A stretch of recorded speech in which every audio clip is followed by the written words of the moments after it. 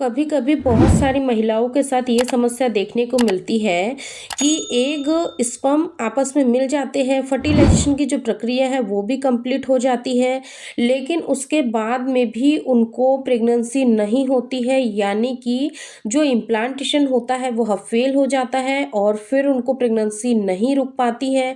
तो आज की इस वीडियो में हम उन्हीं गलतियों के बारे में जानेंगे और आपको मैं बताऊंगी कि आपको कौन कौन सी गलतियां बिल्कुल भी नहीं करनी है।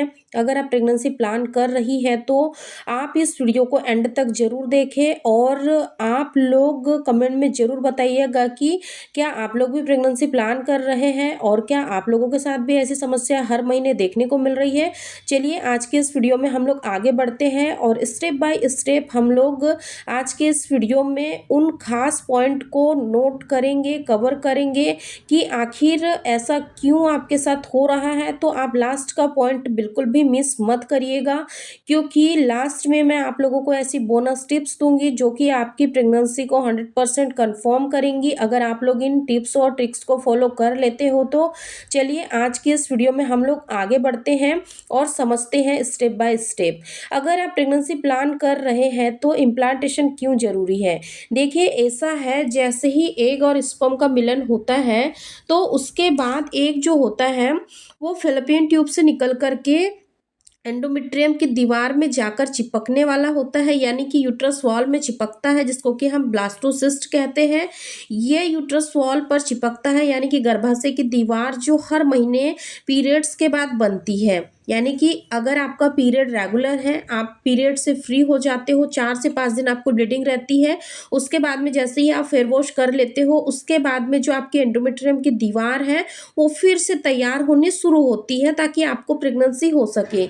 यूजुअली देखा जाता है कि अगर आपका ओव्यूलेशन यानी कि 14 दिन में हो जाता है, अगर आपका पीरियड साइकिल नॉर्मल है तो ये जो वॉल होती है वो यानी कि बननी शुरू हो जाती है। मान लीजिए कि इस दौरान पर अगर आपका ओव्यूलेशन अगर नहीं होता है तो ये जो दीवार होती है ये सेड हो जाती है और आपको फिर पीरियड्स के फॉर्म में बाहर आ जाती है। तो अगर ये नहीं चिपकेगा यानी कि इम्प्लांटेशन नहीं होगा तो उस कंडीशन में आपको प्रेगनेंसी नहीं हो सकती। अब इम्प्लांटेशन फेल होने के पीछे कुछ कारण होते हैं।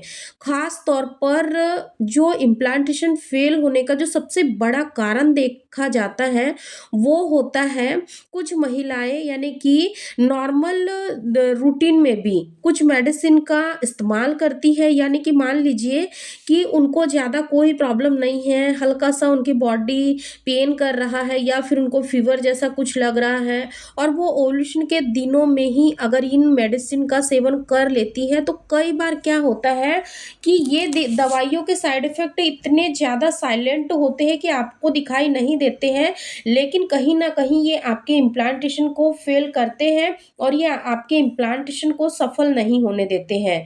और कई बार ऐसा होता है कि इम्प्लांटेशन होने में भी काफ़ी ज़्यादा दिक्कत आ सकती है। हो सकता है कि एक फर्टिलाइज़्ड हो गया, सब कुछ सही हुआ, लेकिन आपने यह गलती करी जिसकी वजह से हो सकता है कि आपका जो इम्प्लांटेशन है वो फ़ेल हो जाएगा।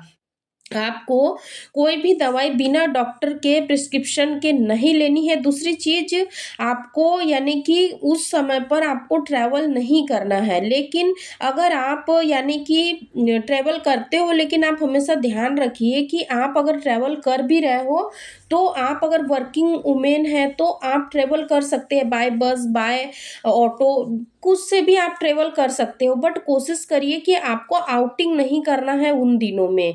और हमेशा कोशिश करना है कि जब आपका इम्प्लांटेशन का समय चल रहा होता है उस समय आपका जो खान-पान होता है, आपका जो रहन-सहन, आपकी जो लाइफ़स्टाइल होती है वो भी आपकी प्रेगनेंसी को काफ़ी इफ़ेक्ट करती है।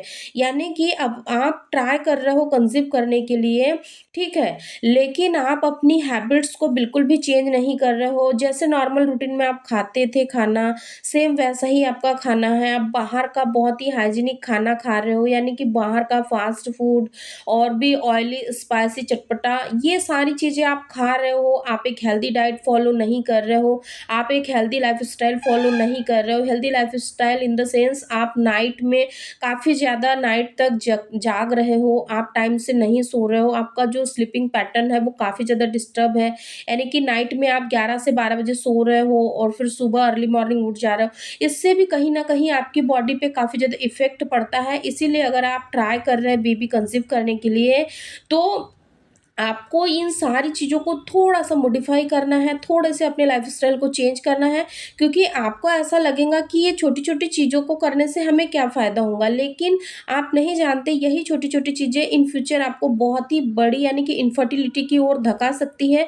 क्योंकि मेडिकल साइंस में भी ये देखा गया है कि जो महिलाएँ बहुत ही ज़्यादा यानी कि अपनी बॉडी पर ध्यान नहीं देती हैं, बाहर का खाना काफ़ी लंबे समय से प्रेफ़र करती है या फिर बहुत ही ज़्यादा नाइट तक जागती है, उनका स्लीपिंग पैटर्न बहुत ही ज़्यादा गलत है, यानी कि ना ही वो टाइम से सोती है, ना ही टाइम से जागती है। तो ऐसी महिलाओं के शरीर में जो कार्टिसोल हार्मोन्स होता है, वो काफ़ी तेज़ी से बढ़ता है, जिसके वजह से कई बार महिलाओं को इनफर्टिलिटी जैसी समस्याओं को फेस करना पड़ता है और फिर सालों साल गुज़र जाते हैं, उनको बेबी कंसीव नहीं होता है।